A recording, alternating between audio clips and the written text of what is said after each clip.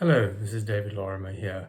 Some of you may be familiar with the parable of the Grand Inquisitor from Dostoyevsky's Brothers Karamazov. What happens in this parable is that Christ returns to Seville during the Spanish Inquisition, and he has a conversation with the Grand Inquisitor. And the Grand Inquisitor explains to Christ that they have corrected his work. He says, "You came to give men freedom, but people don't want freedom. They want to be told what to do by a higher authority. They don't want this responsibility. So we take that responsibility for them and we tell them what to do."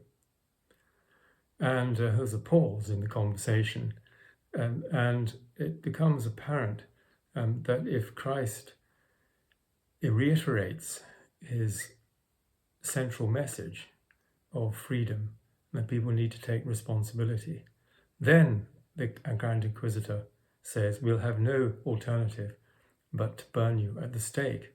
So Christ, in that view, is actually a heretic in the religion that he's meant to have founded. And here's a parallel reflection from Peter Deunov on the mission of Christ. Why did Christ come? To teach the world. And this is very similar to the post I made the other day on Jesus came to found a movement. He didn't come to establish either the Orthodox Church or the Catholic or the Protestant one. He came to bring truth, to bring freedom, to bring love and wisdom, to show people how to live and help them understand that all are brothers and sisters.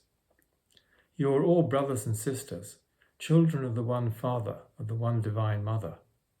And you can live as brothers and sisters without tormenting one another. Even the lesser animals you should regard as your kin. Never violate or abuse them. This is what Christ taught. But people couldn't endure his teaching, so they crucified him instead. Then they wrote down their own gospel, came up with their own ideas, a teaching that never even crossed Christ's mind. Do you think that if Christ came to church today, they would welcome him? They would say that his words do not align with the decisions of the councils, and they're not in line with the views of the saints. And yet, is the head of church, Christ is the head of the church, and God is the head of Christ. So this was a lecture given on the August the 26th, 1922, probably during the camp. And this is really the message of Peter Deunov as well, that we need to live together, we need to learn to live together, to serve love, wisdom, and truth, and to be free in doing so.